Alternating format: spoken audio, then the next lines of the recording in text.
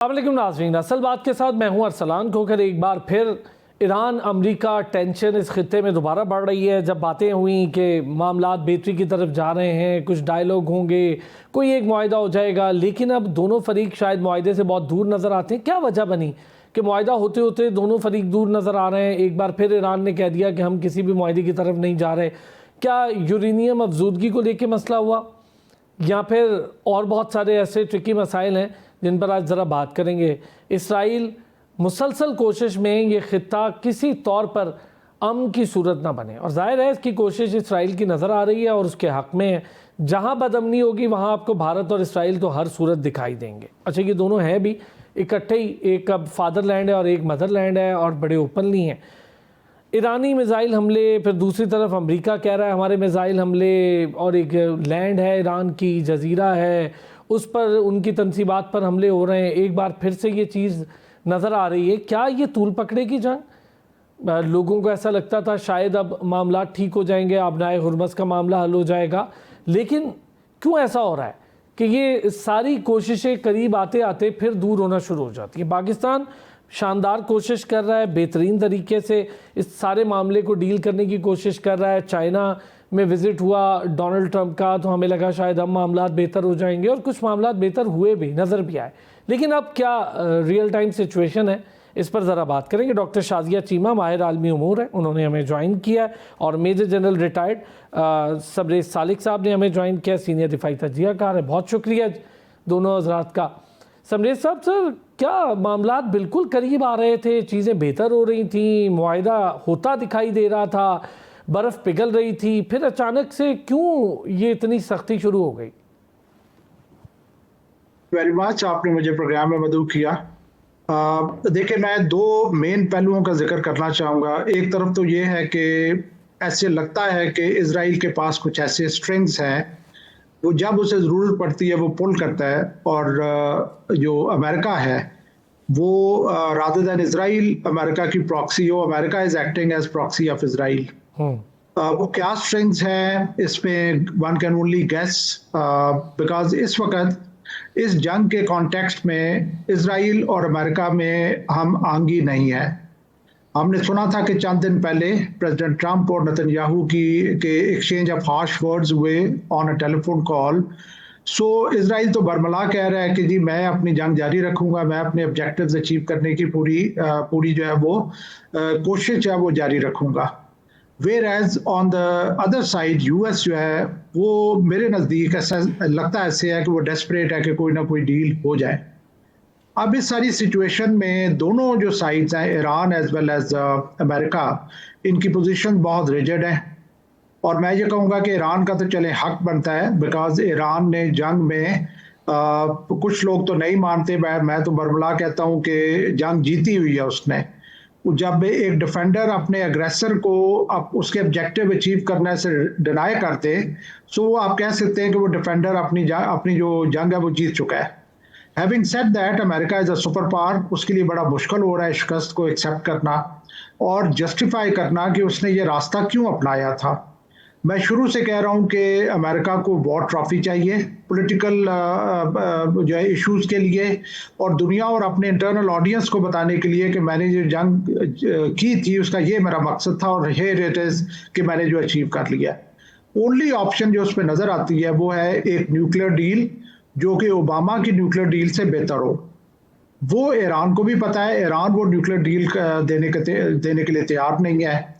America ने हर लिहाज से कोशिश की, थ्रेटन किया, ब्रोबीट किया, और अब जो मैं समझता हूँ सबसे क्रिटिकल इशू जिसकी वजह से जो आप जिक्र कर रहे हैं कि बहुत नज़दीक जाके चीज़ें वापस चली जाती हैं, वो है जो न्यूक्लियर इशू कि न्यूक्लियर के ऊपर पर्टिकुलरली जो एनरिच्ड यूरेनियम है वो ईरान हैंड ओवर करने के लिए तैयार नहीं है। आज मैं एक स्टेटमेंट देख रहा था मार्को रूबियो की, जिसमें उसने कहा जी कि सैंक्शन सिर्फ एक ही सूरत में लिफ्ट होंगी ईरान से, अगर वो एनरिच्ड यूरेनियम जो है उसके ऊपर कोई डील करता है। और प्रेसिडेंट ट्रंप ने तो ये कहा है कि मतलब मेरी ख्वाहिश है कि ईरान अभी कोई ना कोई डील कर ले। So this is the situation where by America के लिए ये डाइजेस्ट करना बड़ा मुश्किल हो रहा है, और Israel is acting as a spoiler. ठीक हो गया, very well said sir. Doctor Shazia, अब ये यूरेनियम का मामला हो, आबनाए हुर्मस को लेके मामला हो, चीज़ें जब करीब आने लगती हैं तो ऑब्वियस है कि इसराइल के लिए तो ये सबसे बड़ा मसला है कि इसराइल तो चाहता ही नहीं है इस पूरे खित्ते में अमन, और स्पेशली जब वो इतने करीब आके गल्फ़ को भी जंग में इन्वॉल्व करने लगे थे। अल्लाह ने बचा लिया इस पूरे खित्ते को इस सारे मामले से।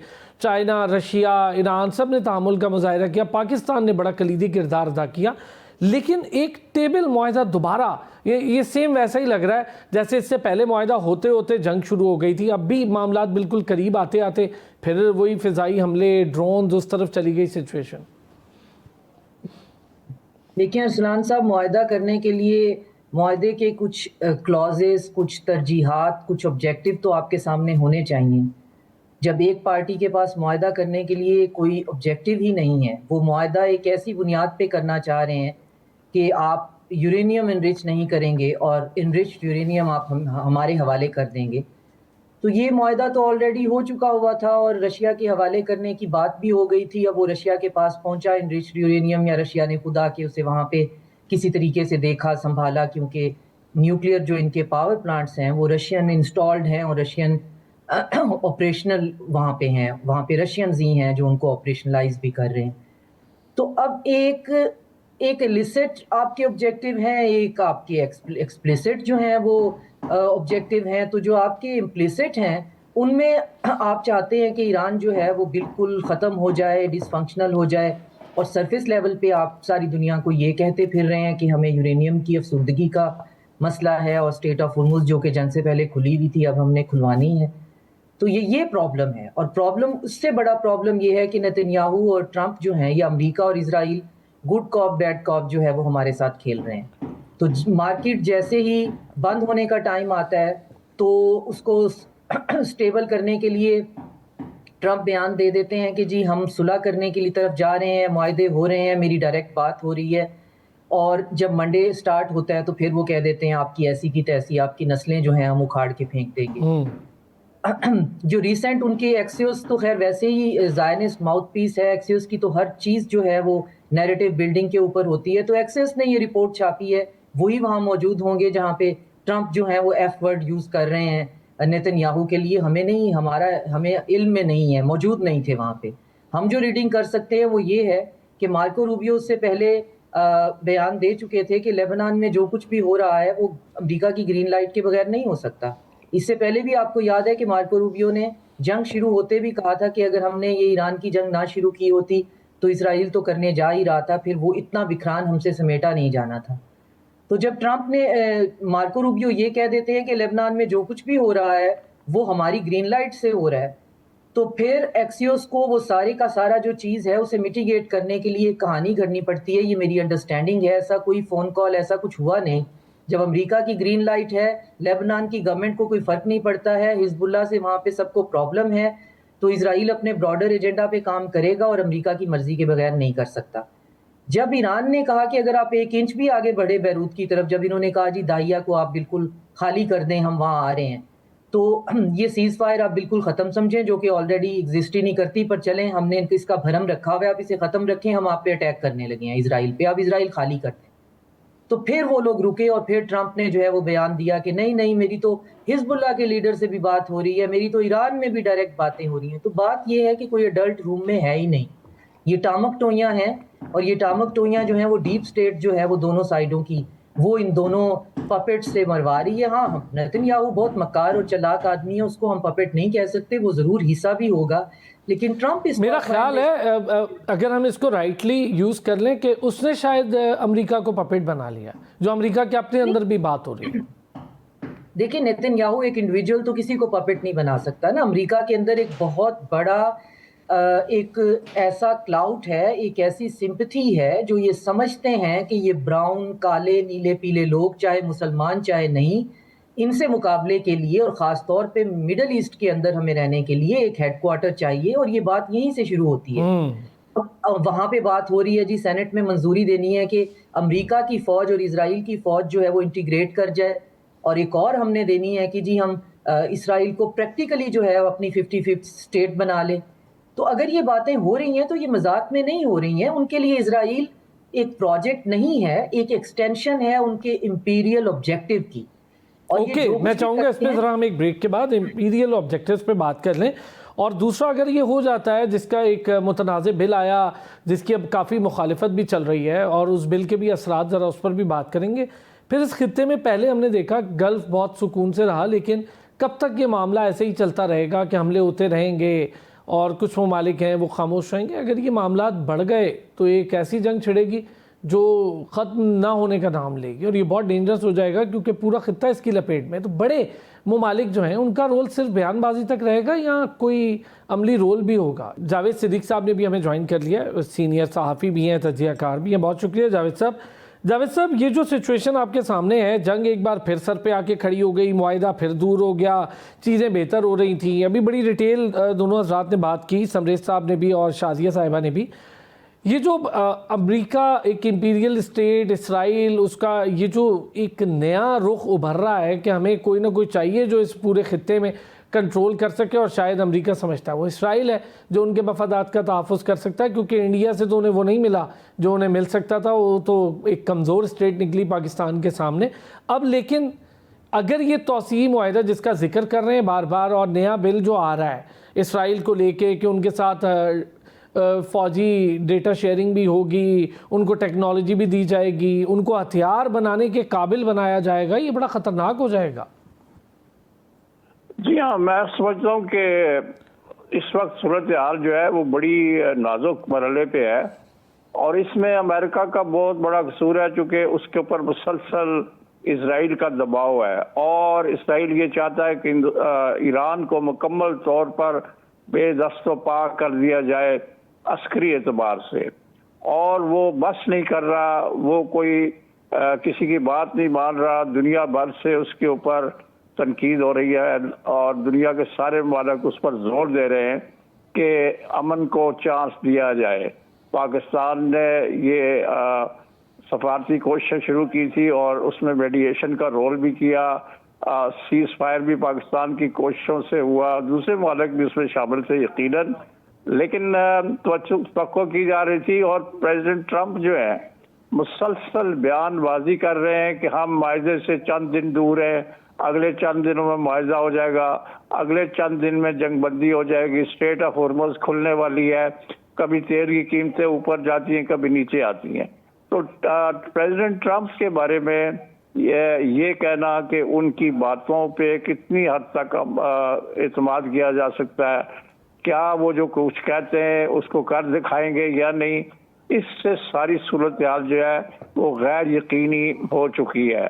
और आपने कहा कि दुनिया की ताकतें देख रही हैं, रूस, चीन, यूरोपियन यूनियन और शर्क़ औसत के खलीज के ममालिक जो हैं वो भी हैरान और परेशान हैं कि कभी एक दिन दो दिन अमन की बात होती है और फिर ये जंग शुरू हो जाती है। तो ये बड़ी अनफॉर्चुनेट और बड़ी गैर यकीनी सूरत हाल है। इसके लिए अमेरिका को खुलकर फैसला करना होगा। अमेरिका जो फैसला करता है, लगता है कि नेतन्याहू और उसकी हुकूमत जो है उसको ओवर रूल कर देते हैं, और वो लॉबी या वो लोग जो कि वाशिंगटन में मुतहर्रक है और चाहते हैं कि ईरान के खिलाफ मुसलसल फौजी कार्रवाई की जाती रहे। क्योंकि आप सारे हजरात बहुत लंबे अरसे से, बल्कि बेहतर तरीके से, जड़ों से ये चीज़ जानते हैं, आप समझते हैं कि इतना इन्फ्लुएंस है इसराइल का अमेरिका पर? बिल्कुल। अभी एक मैं कांग्रेशनल कमेटी की मीटिंग देख रहा था जिसमें मार्को रूबियो जो है he is appearing before A Congress committee, और उस पर मुसलसल जो है ये सवाल हो रहा था कि आप इसराइल की खातिर क्यों सारी कौम को आपने कुर्बानी का बकरा बनाया हुआ है। और एक रुकन कांग्रेस जो है वो शाउट कर रहा था कि हम इसराइल के गुलाम हैं, क्या हमने इसराइल के हाथों कोई ऐसी, हमारे पास कोई ऐसी चीज़ है, ऐसा मुआहिदा है कि हम उसके बगैर कोई फैसला नहीं कर पाते। तो इससे जाहिर होता है कि कांग्रेस भी, जो अमेरिकन कांग्रेस है जिससे इख्तियार है कि वो जंग का फैसला करे, और वो भी चीख रही है, उसके अरकान चीख रहे हैं कि आखिर क्या वजह है, हमने कौन सा ऐसा समझौता किया हुआ है, क्या आपकी कमजोरी है कि आप इसराइल के हाथों ब्लैकमेल हो रहे हैं। और बहुत से कांग्रेस के अरकान, अमेरिकन मीडिया, उनके थिंक टैंक, सोचने वाले लोग ये समझते हैं कि सदर ट्रंप जो है वो मुकम्मल तौर पर इसराइली लॉबी और जूइश लॉबी की अच्छा, इन्फ्लुएंस ये मैं चीज़ ज़रा टेक्निकली चाहूँगा समझे सब, कोई है ऐसी रीज़न या सिर्फ एक पार्टनर चाहिए उनको जो पूरे इस रीजन में बैठा रहे और अमेरिका के मफादात का तहफ़्फ़ुज़ करे, या बात इससे बढ़कर है इसराइल के हवाले से? Thank you very much. देखिए, मैं ये कहना चाहूँगा कि इस वक्त दुनिया जो है वो फेस कर रही है एक बहुत ही डेंजरस मिक्स को। वो इस वजह से कि अमेरिका जो है वो डिक्लाइनिंग पावर है, वो अपनी जो उसकी इजारादारी है मुल्क के ऊपर वो चैलेंज हो रही है। और जो रिसेंट विजिट हुई प्रेसिडेंट ट्रंप की चाइना की, उसमें बड़े क्लियर इंडिकेटर्स थे कि चाइना अपने आप को किस नज़र से अभी चाहता है कि दुनिया उसे देखे। दूसरी तरफ मैं ये कहना चाहूँगा क्यों ये जो मतलब डिक्लाइनिंग पावर है वो इतनी आसानी से ना चीज़ों को एक्सेप्ट करेगी और ना ही उनको डाइजेस्ट करेगी। चांसेस ये हैं कि जब ये डिक्लाइन होगा तो एक केओस होगा, कन्फ्यूजन होगी और एक डिसऑर्डर होगा दुनिया में। तो इस वक्त आप देख रहे हैं कि नॉन रूल बेस्ड दुनिया है इस वक्त, जहाँ पे कोई ना यूएन की कोई रिस्पेक्ट है ना किसी और की। तो माइट इज राइट, जिसके पास जो ताकत है वो कर सकता है। ये सारा सिचुएशन जो है और ज़्यादा डेंजरस बन जाता है क्योंकि America is being ruled by a leader जो कि पहली बात है कि मर्कुरियल हैं, वो सुबह कुछ कहते हैं शाम को कुछ और कहते हैं। सेकेंडली ये है कि वो एरोगेंट है, उनकी आप बातचीत देखें कैसे, कभी वो कहते हैं मैं वेनेजुएला के प्रेसिडेंट को उठा लिया, कभी वो कहते हैं मैं ओमान को सफ़ाहस्ती से बता दूंगा, कभी वो कतर को थ्रेट करते हैं, कभी वो ईरान को थ्रेट करते हैं। तो बहुत ज़्यादा एक एरोगेंस नज़र आती है। और तीसरी चीज़ जो मैं कहना चाहूँगा कि एक्सप्लॉइटेबल लीडर हैं। मैं भी यही असेस करता हूँ कि इजराइल के पास पहली तो बात यह है कि इट इज़ वेल नोन कि इजराइल जो है वो यूएस की इकोनॉमी और मीडिया को रूल करता है, जो कि हिस्टोरिकली बहुत पुराना चला आ रहा है।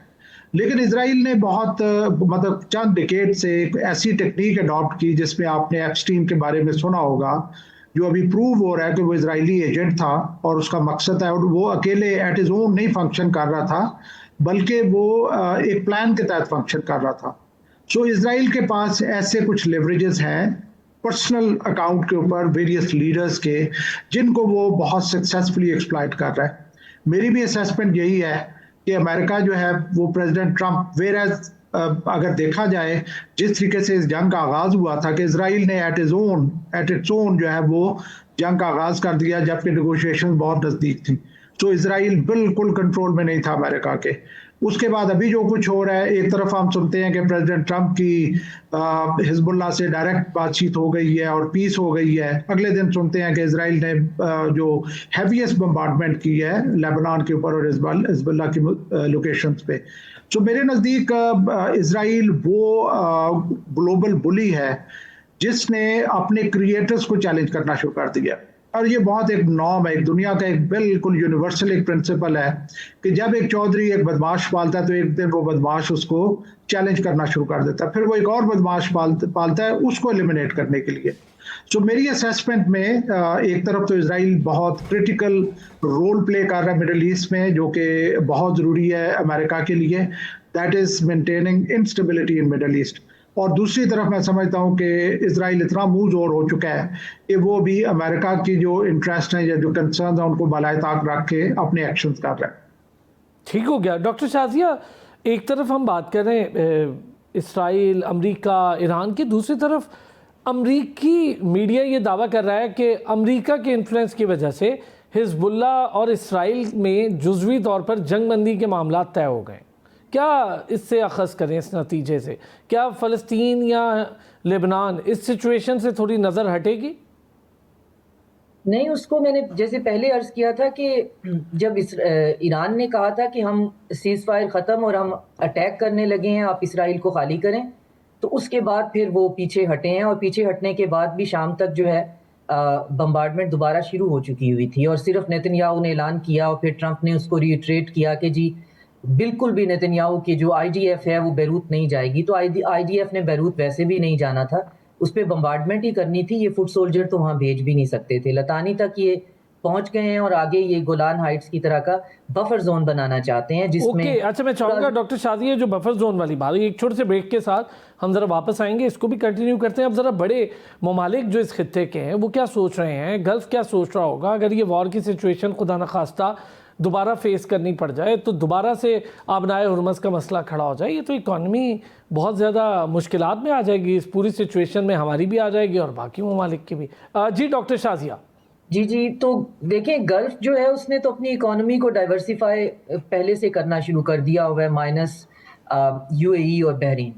तो वो एक और कैंप में है। बाकी कंट्रीज जो हैं वो तो इस रीजन का जो सिक्योरिटी आर्किटेक्ट या फ्रेमवर्क, पाकिस्तान एज अ फोररनर और रशिया, चाइना, सेंट्रल एशिया उसमें शामिल हैं। हम अपने मसाइल और मसाइब को ढोने का कोई अपना प्लान बना रहे हैं, तो वो तो बिल्कुल उसमें हमारे साथ ऑन बोर्ड हैं। वो चाहते हैं कि ईरान जो है वो स्टेट ऑफ हुर्मुज की सिक्योरिटी को अगर मेंटेन कर सकता है तो वो करे, तो उनके लिए इंटिमिडेशन नहीं होगी।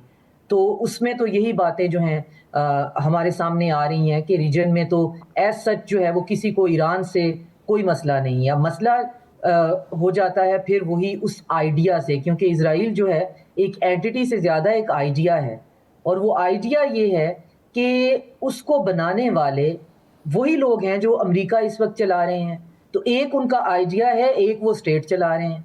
अब वो जो नेशन स्टेट का कॉन्सेप्ट है और वो साथ में एथनो सुप्रीमिस्ट एक स्टेट के साथ वो आके कोलाइड कर जाता है, तो अब वो ना छोड़ सकते हैं ना उसको रख सकते हैं उनको। और फिर ना रखने वाली तो बात ही कोई नहीं है कि ट्रम्प जो हैं अगर ऐसी लॉबी जो है जो 3-3 ट्रिलियन डॉलर और फिर पब्लिकली कहते भी फिरते हैं कि हमने आपकी फंडिंग की हुई है, तो वो क्या ग्लोबल जो आपकी लिबरल डेमोक्रेसी है और ग्लोबल ऑर्डर है जिसका चूरन आप बेचते फिर रहे हैं, वो तो फिर सारा होक्स है ना।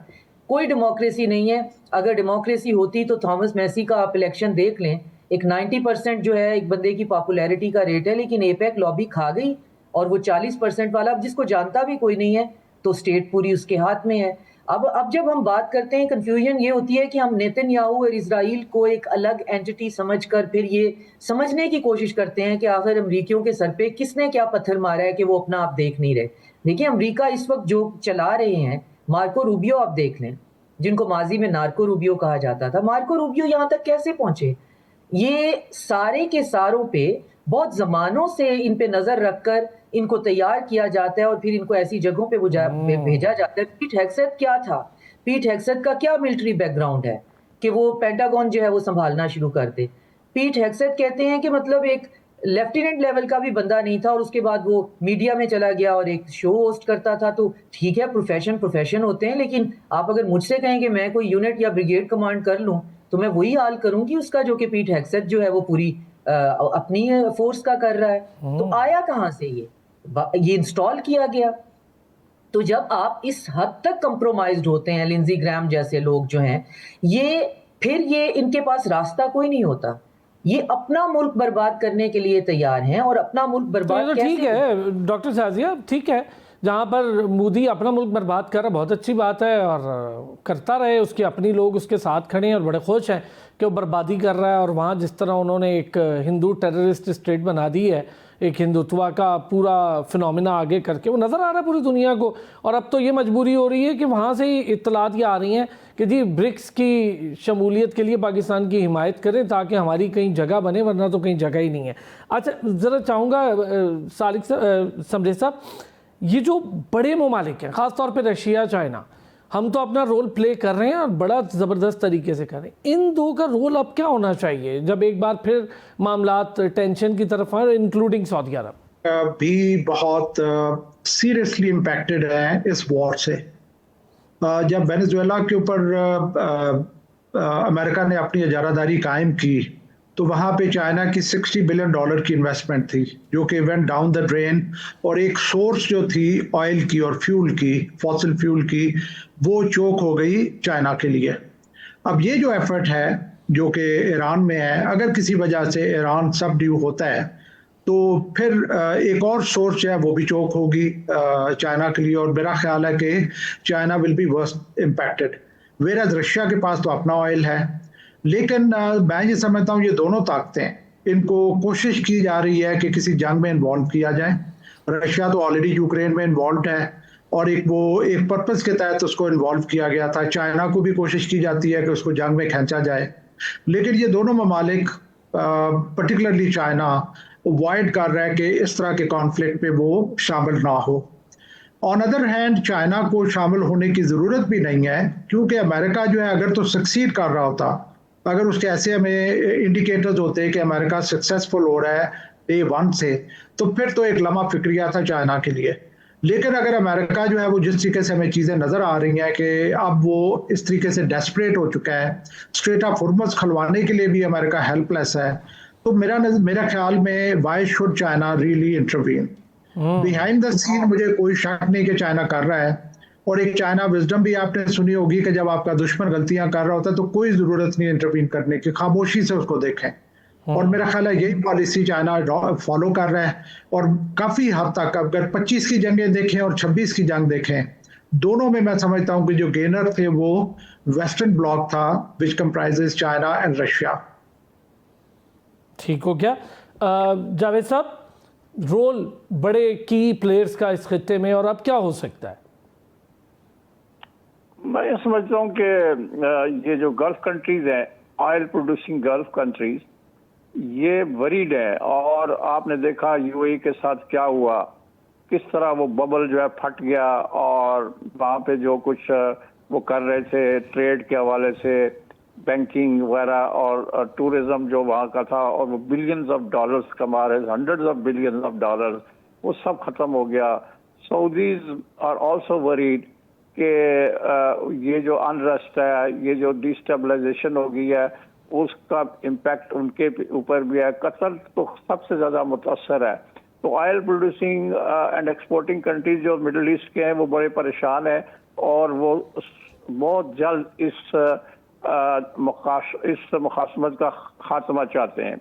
लेकिन चूंकि ट्रंप जो हैं वो कोई क्लियर लाइन नहीं ले रहे, वो कोई क्लियर पॉलिसी लाइन या पॉलिसी एक्शन नहीं ले रहे। एक दिन कुछ कहते हैं, दूसरे दिन कुछ कहते हैं, अनप्रिडिक्टेबल है। दुनिया भर ये कह रही है कि उन्होंने सारी दुनिया को एक परेशानी के आलम में मुब्तला किया हुआ। तेल की कीमतें ऊपर जाती है, नीचे आती हैं, और दुनिया एक गैर यकीनी सूरत हाल का उसको सामना है। मेरा ये ख्याल है कि चाइना की तो पॉलिसी उनके उस मशहूर फिलोसफर, मिलिट्री फिलोसफर सन जू की पॉलिसी है कि लड़े बगैर जंग जीत ली जाए। ये उसको फॉलो कर रहे हैं। उनकी हमेशा से डिक्लेयर्ड पॉलिसी रही है peace within and peace without. वो जंग में they don't want to be drawn and sucked into this war. लेकिन कब तक, जब उनको बिल्कुल घेरा, उनका तंग कर दिया जाएगा, उनको कहीं से एनर्जी रिसोर्सेज जो है वो उनके ड्राई हो जाएंगे, ख़त्म हो जाएंगे, तो तंग आमद ब जंग आमद कहीं ना कहीं चाइना को ये जो खामोशी है या ये तोड़नी ही पड़ेगी। डॉक्टर शादिया अग्री करती हैं इस बात से? चाइना 2050 तक कोई खामोशी वगैरह तोड़ेगा, क्योंकि जो वो बात कर रहे हैं उनकी नॉन इंटरवेंशनिस्ट पॉलिसी है, और जो वो अपना न्यू वर्ल्ड ऑर्डर का एक मैकेनिज्म बता रहे हैं जिसमें इंडिविजिबल सिक्योरिटी है, सिविलाइजेशनल फ्रेमवर्क है, विन विन कोऑपरेशन है, और इंक्लूसिव जो है वो गवर्नेंस है।